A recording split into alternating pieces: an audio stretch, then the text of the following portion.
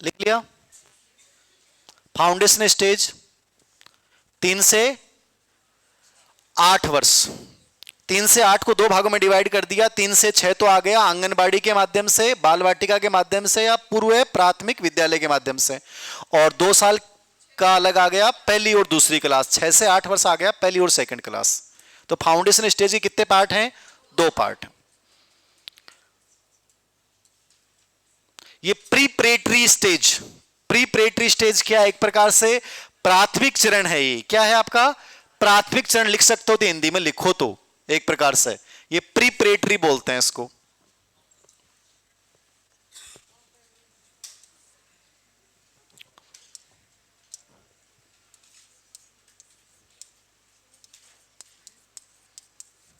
प्रीपरेटरी क्या है? यह है 3 से 5, तीसरी, चौथी और पांचवी जो थारी प्राथमिक चरण एक प्रकार से थे, इसको प्रीपरेटरी स्टेज बोला। एक माइनस टाबर कितनी साल को आओगो? 8 से 11 वर्ष। तो एज ग्रुप याद रखना है और क्लास कौन सी होंगी? तीसरी, चौथी और पांचवी। इजी सा हो गया। फिर क्या लिखोगे? Middle stage. मिडिल स्टेज में क्या आ जाएगा? क्लास आ जाएंगी 3, 6 से 8 और एज ग्रुप कितना आ जाएगा? 11 से 14। के देखे कि बावली अठिन आज आगे बैठ जाओ, पढ़ जाओ, उठे अठिन जगह पड़ी, आप पढ़ी, आप पढ़ी, बठिन पढ़ी, अठिन आ जाओ।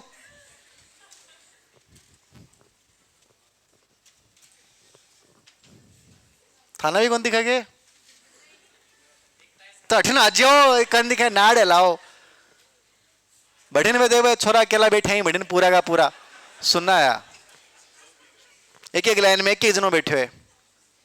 उड़ली लाइन चुनिया करो बावले। आजा बठन बैठ जा। आ लाइन पूरी खाली पड़ी, बा खाली पड़ी। लिख लिया क्या? 6 से 8 लिख लिया, 11 से 14 वर्ष। कोई डाउट है किसी बच्चे को? पक्का नहीं है? Very good. मिडिल स्टेज के बाद क्या आएगा? Secondary stage. सेकेंडरी स्टेज में एज ग्रुप कितना आएगा? 14 से 18 और क्लास कितनी आ जाएंगी? 9 से 12।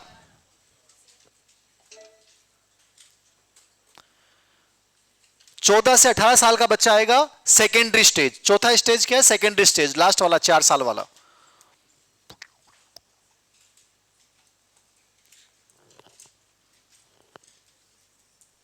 चार साल वाला।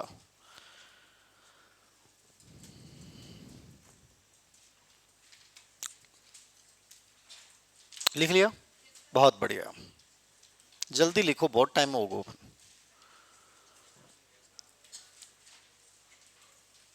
अब लिखो इसके अंतर्गत और बदलाव क्या है वो लिख लो अब थोड़ा सा।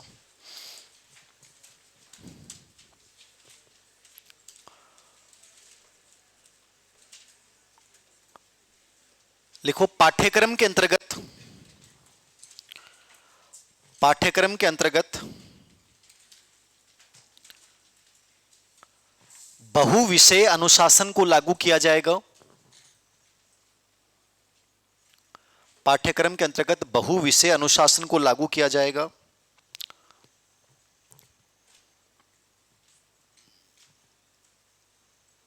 बहु विषय अनुशासन को लागू किया जाएगा, जैसे कला, विज्ञान, मानविकी, कला, विज्ञान, मानविकी,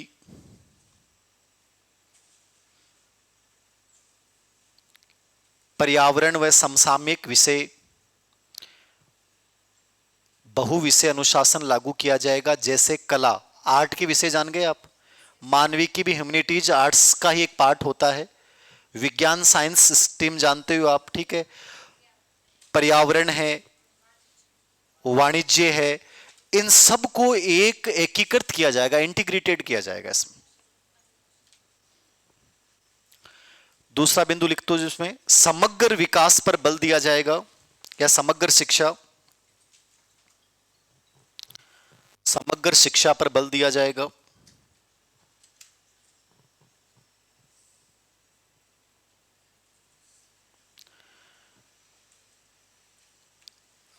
आर्टिफिशियल इंटेलिजेंस, एआई पर बल दिया जाएगा। एआई, आर्टिफिशियल इंटेलिजेंस, आप तो एआई लिख लो, कोई जरूरत नहीं है, छोटा सा वर्ड। एआई का मतलब होता है आर्टिफिशियल इंटेलिजेंस, पर बल दिया जाएगा।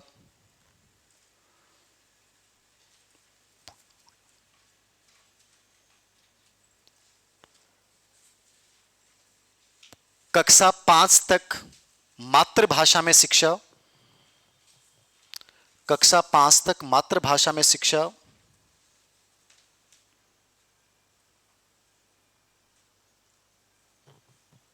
जिसे कक्षा 8 तक भी दिया जा सकता है। कक्षा 5 तक मातृभाषा में शिक्षा जिसे कक्षा 8 तक भी दिया जा सकता है, मतलब 5 तक तो देनी देनी है।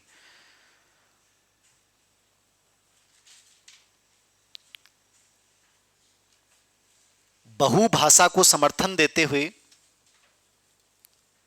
बहुभाषा को समर्थन देते हुए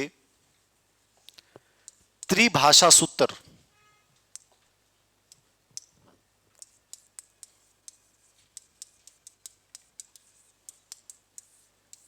त्रिभाषा सूत्र को लागू किया जाएगा। त्रिभाषा सूत्र को लागू किया जाएगा।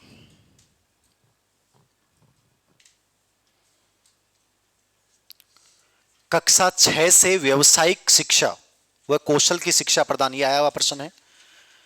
कक्षा 6 से व्यावसायिक व कौशल शिक्षा प्रदान की जाएगी। कक्षा 6 से व्यावसायिक व कौशल शिक्षा प्रदान की जाएगी।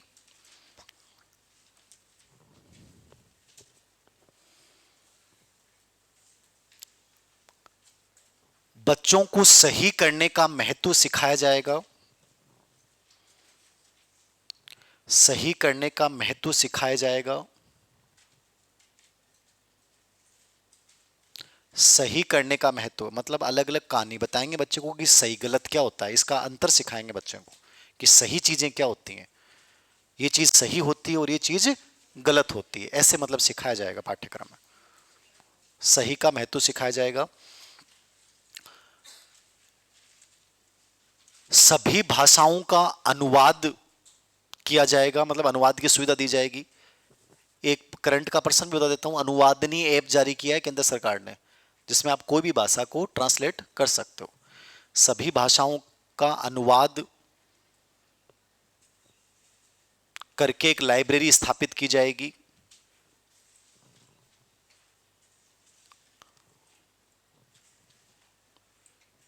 अनुवाद करके लाइब्रेरी स्थापित की जाएगी।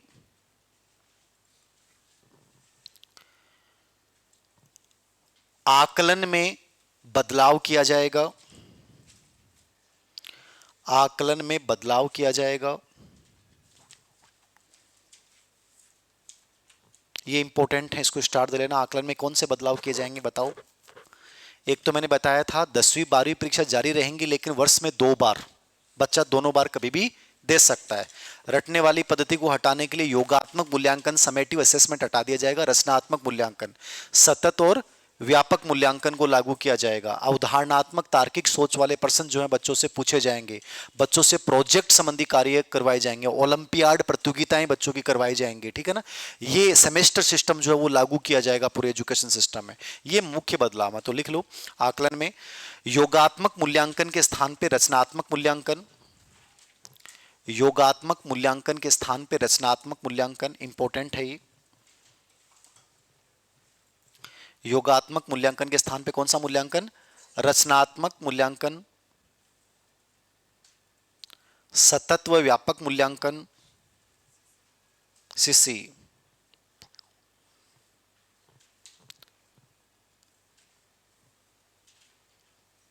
सतत और व्यापक मूल्यांकन। कक्षा 10 व 12वीं की, कक्षा 10 व 12वीं की बोर्ड परीक्षाओं को आसान बनाते हुए, कक्षा 10 व 12वीं की बोर्ड परीक्षाओं को आसान बनाते हुए वर्ष में 2 बार देने की अनुमति दी जाएगी। इसको मतलब समझे कि वर्ष में 2 बार को, पहली बार एग्जाम होगी, सेमेस्टर नहीं, पहली बार एग्जाम आपने दे दी और आपको लगा कि यार मैं अच्छा नहीं कर पाया, तो दूसरी एग्जाम आप दे सकते हो। और आपको लगा पहले एग्जाम मेरे अच्छे नंबर आ गए तो आप दूसरी ना भी दें तो कोई बड़ी बात नहीं है। मतलब आपके पास दो ऑप्शन रहेंगे कि मैं ये भी दे सकता हूं और मैं अगली भी दे सकता हूं, जिससे कि दबाव हट जाएगा, बच्चे क्या हो जाएगा, प्रेशर कम हो जाएगा। ये मेन चीज है। तो प्रेशर को हैंडल करने के लिए किया गया है 360 डिग्री बच्चों का मूल्यांकन किया जाएगा। इंपॉर्टेंट है। अपन एक सीरीज चलाई थी पिछली रीट के टाइम 360 डिग्री। 360 डिग्री मतलब होता है बच्चे का हर दृष्टिकोण से मूल्यांकन। मतलब प्रश्न की जो मैं व्याख्या करता हूं ना, जब उसमें यूट्यूब पे करवाता हूं, तो उसमें अपन करते हैं एक एक बिंदु पे अपन चर्चा करते हैं। 360 डिग्री मूल्यांकन केंद्र बनाया जाएगा कि बच्चों की जो प्रोग्रेस कार्ड होगा ना, प्रोग्रेस कार्ड, वो 360 डिग्री मूल्यांकन का होगा, कि जिसमें बच्चे का ज्ञानात्मक, भावात्मक, क्रियात्मक सभी क्षेत्रों का मूल्यांकन किया जाएगा, जिसमें बच्चे का स्वयं का, सहपाठी का, टीचर का सब मूल्यांकन क्षेत्र शामिल होंगे। उसको अपन बोलते हैं 360 डिग्री मूल्यांकन। लिख लेना इसको, इंपॉर्टेंट है।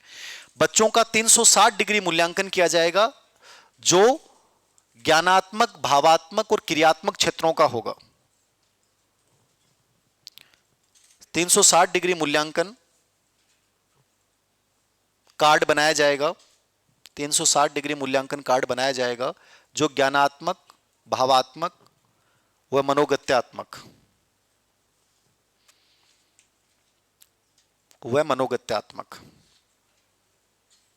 मतलब तीन मेन चीज, ज्ञानात्मक, मनोगत्यात्मक, तीन मेन, सब कुछ आ गया। मूल्यांकन कार्ड बनाया जाएगा जो ज्ञानात्मक, भावात्मक और मनोगत्यात्मक क्षेत्रों का मूल्यांकन करेगा। ये इंपॉर्टेंट है, याद रखना। पाठ्यक्रम एनसीईआरटी द्वारा बनाया जाएगा। पाठ्यक्रम एनसीईआरटी द्वारा बनाया जाएगा।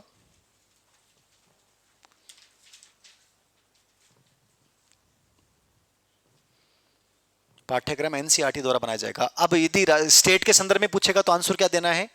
आरएस। अपने राजस्थान में क्या हो गया? आरएससीईआरटी। वैसे हर स्टेट में एससीईआरटी होती है। क्या होती है? एससीईआरटी। तो ये याद रख लोगे ना, आगे अपने दिमाग में रख लेना कि स्टेट में हो जाएगी वो एससीईआरटी हो जाएगी, और वैसे एनसीईआरटी। कक्षा 3, 5 और 8 में भी परीक्षा का आयोजन किया जाएगा। ये भी लिख लो, कक्षा 3, 5 और 8 में भी, कक्षा 3, 5, 8 में भी बोर्ड परीक्षा का आयोजन किया जाएगा। बोर्ड परीक्षा या परीक्षा लिख रखा है इसमें वैसे। कक्षा 3, 5 और 8 में भी परीक्षा का आयोजन किया जाएगा।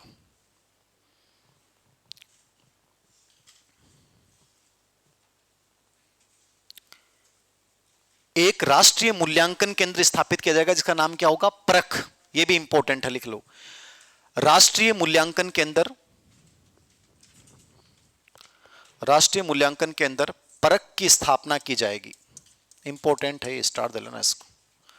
राष्ट्रीय मूल्यांकन केंद्र प्रख की स्थापना की जाएगी। प्रख क्या है? राष्ट्रीय आकलन केंद्र या मूल्यांकन केंद्र। इसके आगे ब्रैकेट में लिखना प्रख का मतलब क्या होता है।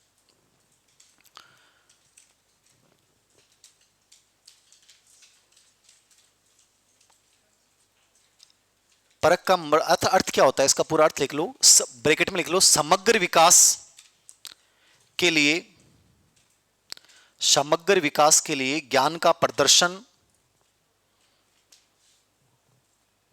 समग्र विकास के लिए ज्ञान का प्रदर्शन, कोमा मूल्यांकन, प्रदर्शन मूल्यांकन, समीक्षा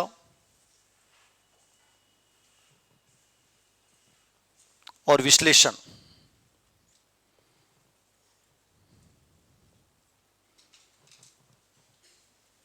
स्थापित किया जाएगा। ब्रैकेट बंद कर देना, परख स्थापित किया जाएगा। तो लिख लिया पहले, तो रहने दो ना। ये सभी सेंटर लेवल पे होगा और ये एक जैसे मान्यता कर देगा। हर स्टेट का अलग अलग होता है ना, वो अलग अलग नहीं रहेगा, सबका एक जैसा रहेगा, ठीक है ना। तो जिससे कि मूल्यांकन में अलग अलग नहीं रहेगा कि इस स्टेट के बच्चों की डिग्री में ये फर्क है, ये फर्क है, ये सब खत्म हो जाएगा। तो परख इज मोस्ट इंपॉर्टेंट, ठीक है, याद रखना।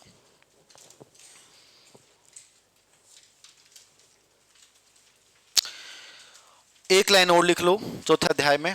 आप चाहो तो इस चैप्टर को अपन आगे अगले वीक में भी संडे को करवा सकते हैं।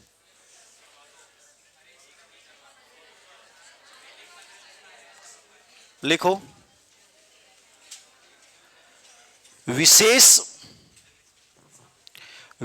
प्रतिभा वाले मेधावी विद्यार्थियों को सहायता देने के लिए, विशेष प्रतिभा वाले मेधावी विद्यार्थियों को सहायता देने के लिए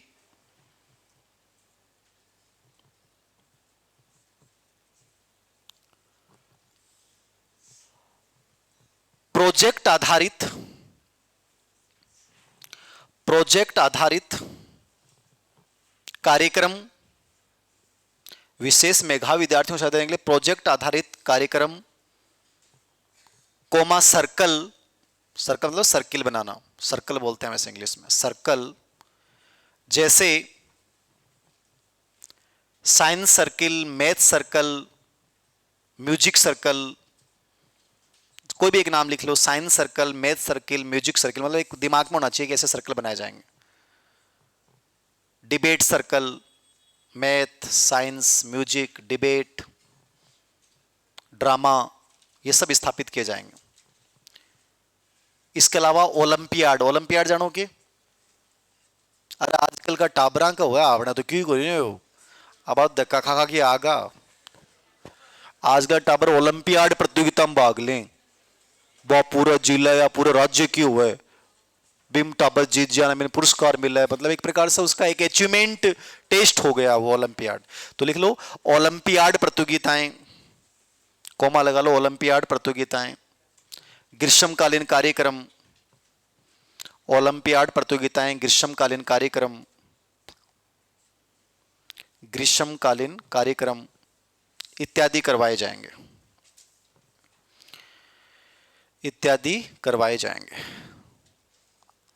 अब सुन लो मेरी बात, हिम्मत बच्ची है जो तू आगे पढ़ो, बिना इंटरेस्ट का मत पढ़ो, सुन लो। 4 अध्याय हैं, चारों मोस्ट इंपॉर्टेंट हैं। 5वां अध्याय है टीचर से रिलेवेंट, शिक्षक के लिए क्या प्रावधान होंगे, शिक्षक की भर्ती कैसे की जाएगी, शिक्षक के दायित्व, कर्तव्य, ये है इसमें। जो मैंने शुरुआत में बताई, 4 वर्षीय बीएड, 50 घंटे का सीपीडी कोर्स, योग्यता के आधार पे पदोन्नति, वो टीचर से रिलेवेंट है, जैसे ये है। 6ठा अध्याय में है समावेशी शिक्षा, लिंग भेदभाव को समाप्त करना। 7वां है विद्यालय क्लस्टर, कि 10 से 20 किलोमीटर में एक परिसर बना देंगे आप। भी माध्यमिक स्कूल को हेडमास्टर मेन रहेगो, माध्यमिक स्कूल के अंडर में रहेंगी भाई स्कूल, जितनी भी आसपास की स्कूल होगी।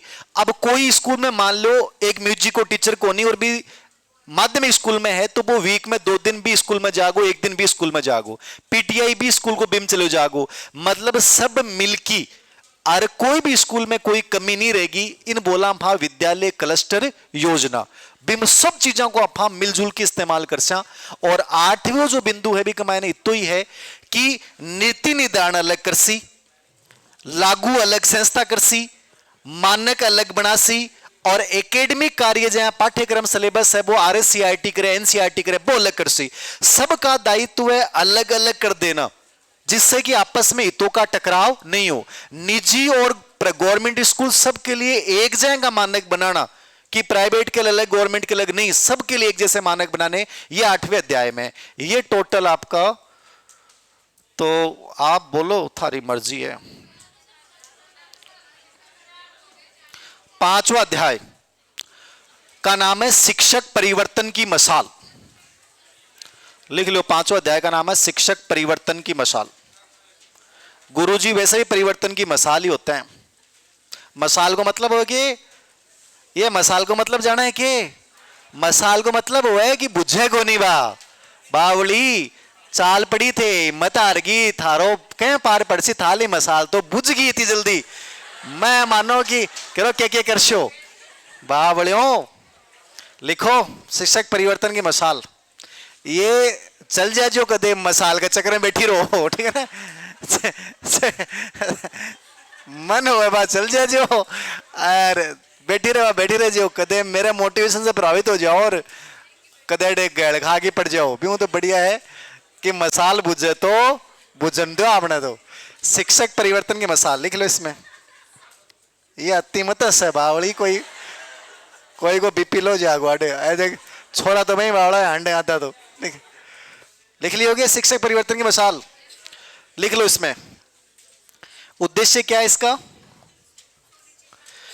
ये वैसे तो लिखने की जरूरत नहीं है, अप्लाइड सा बिंदु है। क्या टीचर का उद्देश्य कैसा होगा, मेन जो चीजें 2-4 चीजें वो लिख लो आप। योग्य व पेशेवर शिक्षकों की भर्ती सुनिश्चित की जाएगी। योग्य व पेशेवर शिक्षकों की भर्ती सुनिश्चित की जाएगी। योग्य व पेशेवर शिक्षकों की भर्ती सुनिश्चित की जाएगी। योग्य व पेशेवर शिक्षकों की भर्ती सुनिश्चित की जाएगी। 4 वर्षीय एकीकृत बीएड कार्यक्रम भर्ती सुनिश्चित की जाएगी। 4 वर्षीय एकीकृत बीएड कार्यक्रम अनिवार्य किया जाएगा। पेशेवर का मतलब प्रोफेशनल, मतलब टीचर प्रोफेशनल होंगे, वो अपना काम करेंगे, बस उससे अलावा बाकी चीजों से कोई मतलब नहीं है। जो चीज उनको पढ़ानी है वो उसको गजब तरीके से करवाएंगे। जैसे कोचिंग इंस्टीट्यूट में जितने भी टीचर होते हैं वो क्या होते हैं, पेशेवर होते हैं, प्रोफेशनल होते हैं। 4 वर्षीय एकीकृत बीएड कार्यक्रम अनिवार्य रूप से लागू किया जाएगा।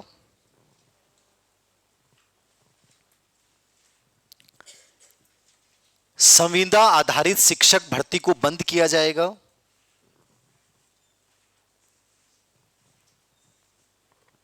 संविदा आधारित शिक्षक भर्ती को बंद किया जाएगा, मतलब पैरा टीचर्स।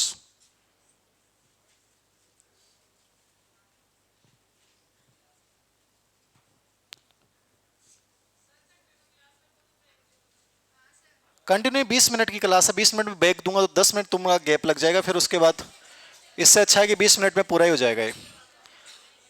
लिखो, जिसका मन में आया ना वो बीच बीच में जाता रहे, फिर वो आता रहे, दबा के ना रखे 20 मिनट के लिए। लिखो,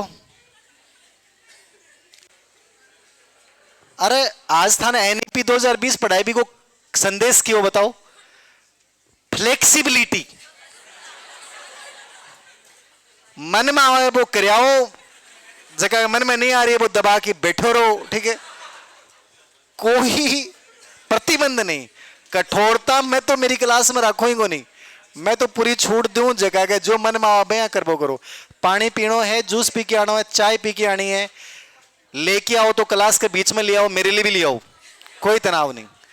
कंप्लीट फ्लेक्सिबिलिटी, समझ गए? लचीलापन होना बहुत जरूरी है जिंदगी में। परेशान मत हो, अगर दुखी मत हो, अगर बावड़े हो। लिखो, पेशेवर शिक्षक लिख लिया, ये 4 वर्षीय एकीकृत बीएड हो गया। उसके बाद लिखो शिक्षक पात्रता परीक्षा। शिक्षक पात्रता परीक्षा को विस्तृत व मजबूत बनाया जाएगा। शिक्षक पात्रता परीक्षा को विस्तृत व मजबूत बनाया जाएगा। इसमें विषय परीक्षा के साथ बातें वही हैं जो मैंने आपको शुरुआत में बताई थी, बस अभी लिखा रहा हूं, बस लिखाने में टाइम लगता है, समझाने में टाइम नहीं लगता। विषय परीक्षा के साथ साक्षात्कार व प्रदर्शन परीक्षा शामिल की जाएंगी। विषय परीक्षा होगी, जहां थर्ड ग्रेड को एग्जाम होगा, फिर इंटरव्यू होगा, उसके बाद क्या होगी, परफॉर्मेंस, थाने क्लास में जाके पढ़ाना है। पात्रता परीक्षा के को विस्तृत और मजबूत बनाया जाएगा। इसमें विषय परीक्षा के साथ साक्षात्कार तथा प्रदर्शन परीक्षा, परफॉर्मेंस टेस्ट को प्रारंभ किया जाएगा।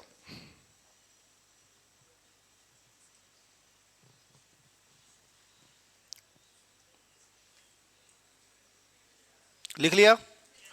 शिक्षकों की भर्ती के लिए स्कूल कॉम्प्लेक्स की स्थापना की जाएगी। शिक्षकों की भर्ती के लिए स्कूल कॉम्प्लेक्स की स्थापना की जाएगी।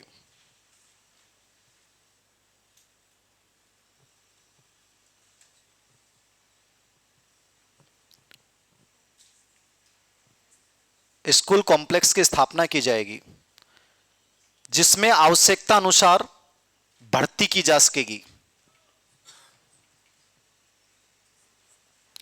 आवश्यकता अनुसार भर्ती की जा सकेगी।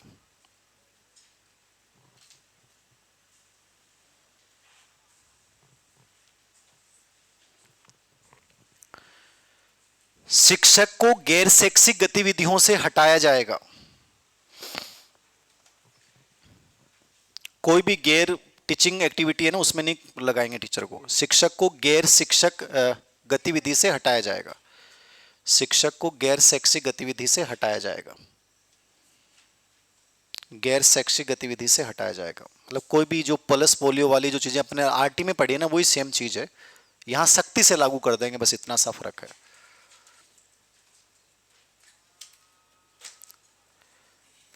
प्रत्येक शिक्षक को स्वयं के व्यवसायिक विकास के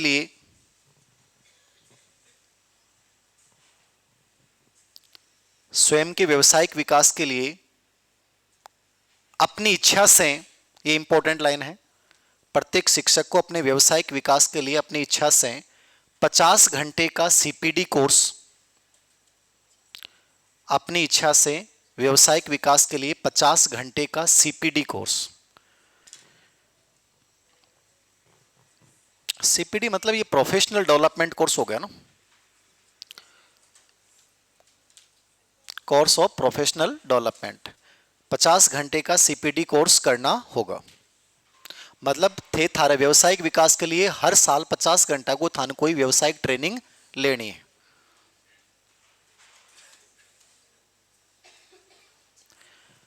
शिक्षकों का मूल्यांकन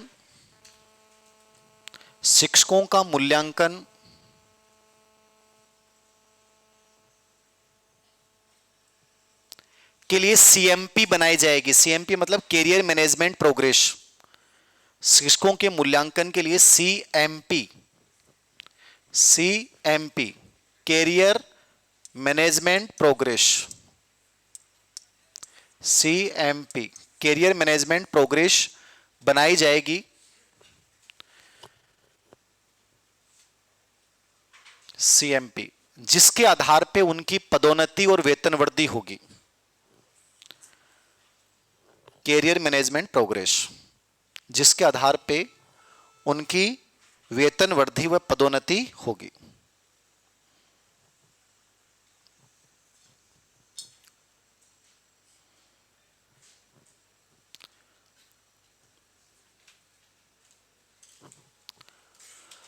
दो वर्षीय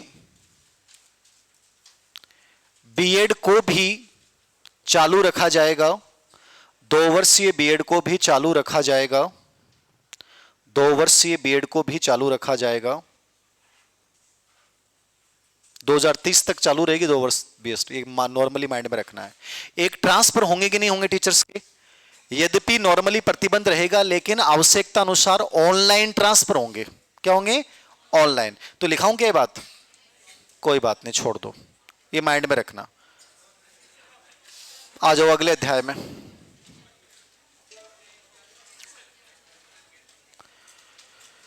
छठा अध्याय इतना ही है, बस इसमें ये बातें लिखनी है आपको। देश में, अरे सही बोल रहा हूं, लिखो, मैं लिखा रहा हूं। छठे अध्याय का नाम है देश में हर बच्चे के लिए समान और समावेशी शिक्षा। देश में हर बच्चे के लिए समान और समावेशी शिक्षा। देश में हर बच्चे के लिए समान और समावेशी शिक्षा। ये कौन सा अध्याय है? छठा। मैं आपका जिक्र करूंगा, देखना एक वीडियो बनाऊंगा कि ऐसे बच्चे भी थे जिनकी स्टेमिना बहुत गजब की थी, जिन्होंने अपनी मशाल को जलाए रखा। बाकी कई मैदान छोड़ के भाग गए। ठीक है ना? लिखो।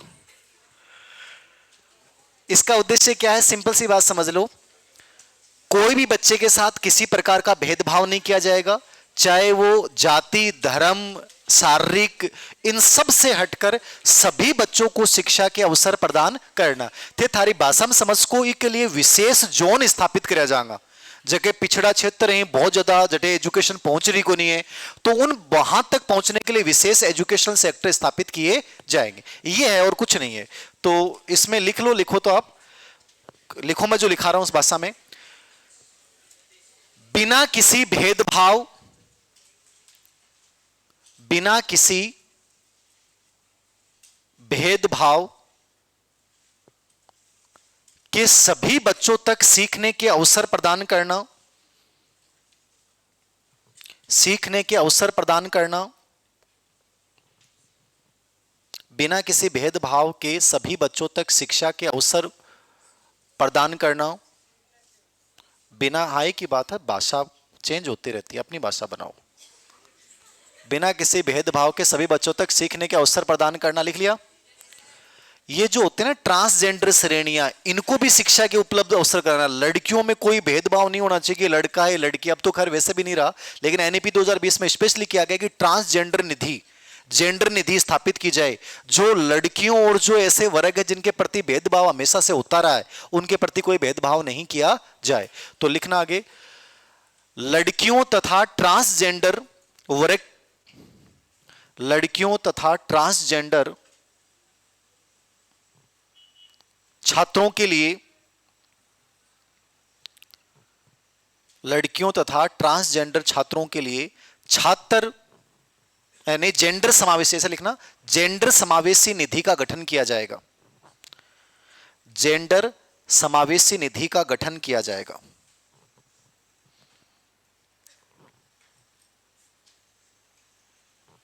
जेंडर समावेशी निधि का गठन किया जाएगा,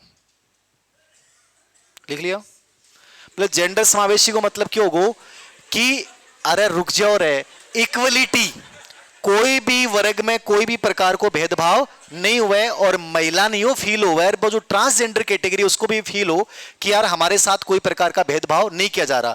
अब इसके लिए अपन क्या कर सकते हैं, पाठ्यक्रम में उनसे जुड़ी हुई चीजें डाल सकते हैं, पाठ्यक्रम में प्रोग्रेस चीज डाल सकते हैं, और विशेष एजुकेशनल जोन इन बच्चों के लिए अपन स्थापित कर सकते हैं। जैसे मैंने कहा दिव्यांग छात्रों के लिए स्कूलों में सब सुविधाएं उपलब्ध करवाई जाएंगी, वैसे सब चीजें करेंगे। तो लिख लो, समावेशी शिक्षा के लिए विशेष शिक्षा क्षेत्र स्थापित किए जाएंगे, विशेष शिक्षा क्षेत्र स्थापित किए जाएंगे।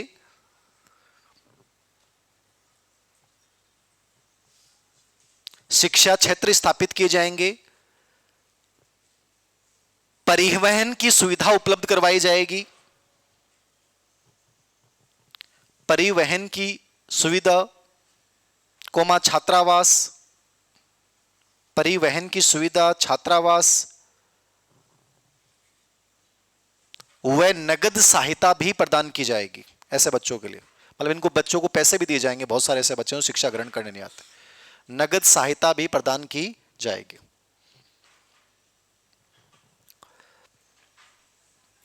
स्थानीय विषयों को जोड़ा जाएगा पाठ्यक्रम में, स्थानीय विषयों तथा शिक्षकों को जोड़ा जाएगा, स्थानीय विषयों तथा शिक्षकों को जोड़ा जाएगा।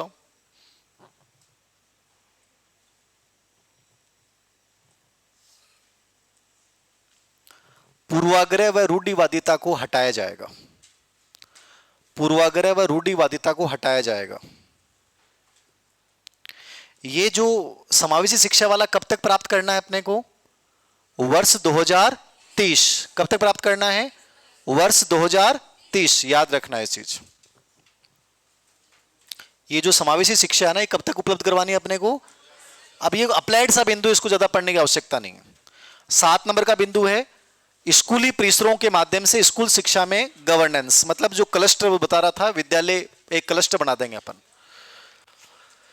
स्कूल परिसरों के माध्यम से स्कूली शिक्षा में शासन, 7वां अध्याय है, सेकंड लास्ट। स्कूल परिसरों के माध्यम से स्कूली शिक्षा में शासन, ये 7वां अध्याय। समझना कुछ नहीं है, तो लिखो तो लिख लेना, वरना मैं भेज दूंगा। सुन लो मेरी बात। 5 से 10 किलोमीटर में मान लो गुजर की थड़ी गोपालपुरा बाईपास वाला एरिया है, यहां पे हर 2 किलोमीटर पे स्कूल्स हैं। अपन क्या करेंगे, उन सभी स्कूलों का एक विद्यालय क्लस्टर बना देंगे। क्या बना देंगे, एक विद्यालय क्लस्टर बना देंगे। एक ग्रुप बना दिया 5 से 10 किलोमीटर के एरिया में। इसमें 5 से 10 स्कूल भी हो सकते हैं और इसमें 20 स्कूल्स भी हो सकते हैं। इनका जो सेंटर होगा वो होगी माध्यमिक स्कूल। कौन होगी, माध्यमिक स्कूल सेंटर होगी, और उसका जो प्रिंसिपल होगा, प्रधानाचार्य होगा, वो उसका नियंत्रण करता होगा स्पेशली। अब जो ये स्कूलें हैं, जैसे मान लीजिए कोई स्कूल में लाइब्रेरी नहीं है, इस स्कूल में है, तो यहाँ के बच्चे यहाँ के पढ़ सकते हैं या ये सुविधा यहाँ दी जा सकती है। यहाँ इस स्कूल में एक संगीत का शिक्षक है लेकिन बगल वाले में नहीं है, तो ये टीचर 2 दिन वहाँ जाके बच्चों को पढ़ा के आ जाएगा। यहाँ वाले स्कूल में एक प्राइमरी का टीचर बहुत अच्छा है लेकिन यहाँ पे नहीं है, तो यहाँ वाला यहाँ पे आ जाएगा। कुल मिला के कहने का मतलब है, इसका मतलब इंटीग्रेटेड करना एजुकेशन को, कि जो बहुत छोटे स्कूल्स हैं जहां सुविधाएं नहीं है उनको एकीकृत भी कर देना, समावेश भी कर देना, और बाकी सभी विद्यालयों में जितनी सुविधाएं अपनी हो सकती हैं वो सब उपलब्ध करवाना। वो क्या है, ये स्कूली क्लस्टर है। मेन उद्देश्य इसका ये है। तो इसमें जो लास्ट में लिखा ना, स्कूलों को स्कूल परिसर का रूप देना जिसमें संसाधनों को क्या किया जाएगा, साझा किया जाएगा, जिससे उपयोग सुगम बने और प्रभावी बने, ये मेन उद्देश्य है। तो लिख लो, 2-4 लाइन लिखो। तो ये हेडलाइन तो लिख ली आपने, लिखो इसमें। इसके अंतर्गत 5 से 10 किलोमीटर के दायरे में स्थापित सभी विद्यालयों का, इसके अंतर्गत 5 से 10 किलोमीटर के दायरे में स्थापित सभी विद्यालयों का मिलाकर एक परिसर बनाया जाएगा।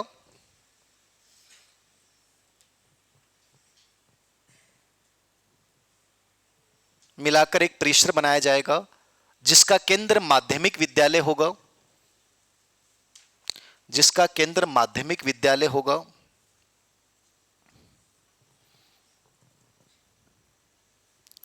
जिसका केंद्र माध्यमिक विद्यालय होगा।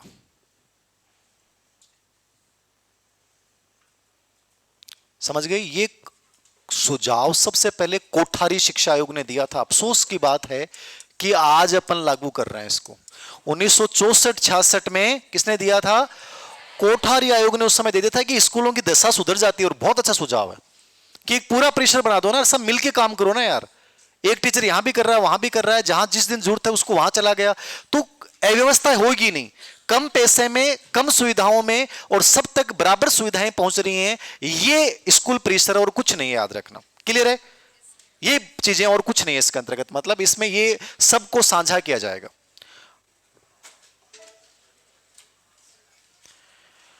8वां अध्याय लिखो, स्कूल शिक्षा का विनियमन।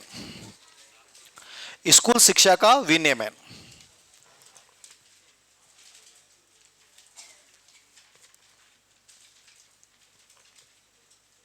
इसमें मैंने आपको शुरुआत में जो चीज बताई थी वही चीज है कि जो 4 काम होंगे वो अलग अलग संस्थाएं करेंगी। एक स्कूल शिक्षा निदेशालय है, एक शिक्षा विभाग है, एक मान्यता प्रदान करने वाली संस्था गठन कर दिया, और एक पाठ्यक्रम बनाने वाली चीजें क्या हो गई, अलग हो गई।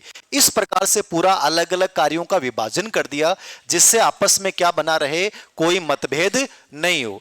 तो स्कूली शिक्षा का विनियमन, इसके अंतर्गत क्या बताया है इसमें, मतलब एक प्रकार से स्कूल शिक्षा निदेशालय जो होगा वो प्रमुख होगा। मैं जो बता रहा हूं वो लिखो आप। इस अध्याय में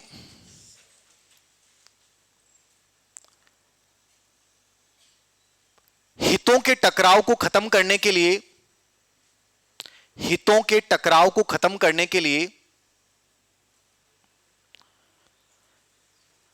नीति निर्धारण,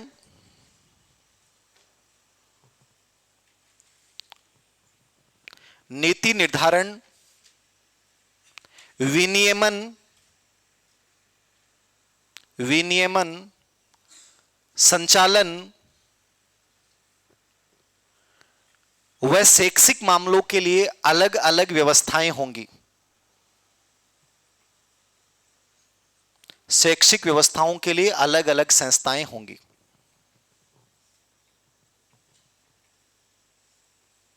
जैसे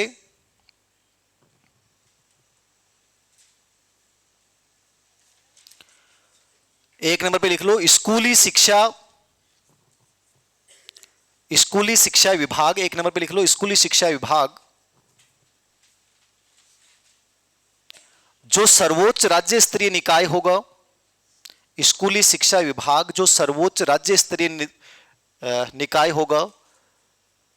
स्कूली शिक्षा विभाग जो सर्वोच्च राज्य स्तरीय निकाय होगा। यह नीति निर्धारण के लिए कार्य करेगा। ये क्या करेगा? नीति निर्धारण का काम करेगा। मेन जो ऊपर है, सबसे ऊपर, वो कौन है? नीति निर्धारण का कार्य।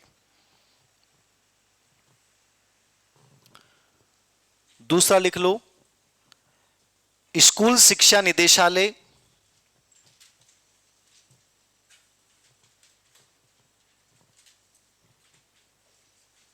स्कूल शिक्षा निदेशालय यह विद्यालय प्रणाली के सेवा प्रावधान शैक्षिक संचालन सेवा प्रावधान तथा शैक्षिक संचालन का कार्य करेगा।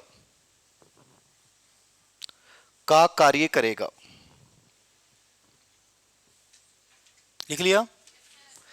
3 नंबर पे लिखो, विद्यालय मानक प्राधिकरण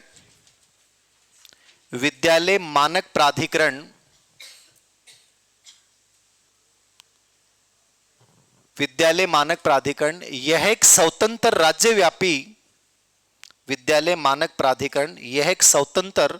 राज्यव्यापी निकाय होगा जिसके द्वारा बनाए गए मानकों का पालन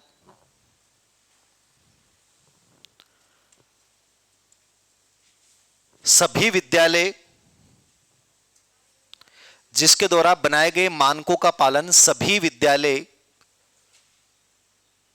सरकारी भी और निजी भी करेंगे। मतलब ये मानक बनाएगा, ये मान्यता देगा, ये सब चीजें करेगा। ठीक है। और चौथी संस्था क्या होगी? जितने भी एकेडमिक काम होंगे, पाठ्यक्रम निर्माण संबंधी काम होंगे, वो एनसीईआरटी के तहत हर राज्य की एससीईआरटी करेगी। लिख लो, अकादमिक पाठ्यक्रम संबंधी कार्य अकादमिक पाठ्यक्रम निर्माण संबंधी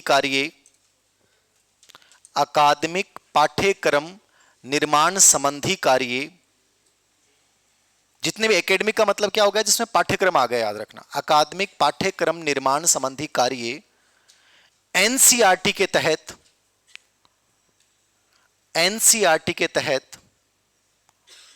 प्रत्येक राज्य की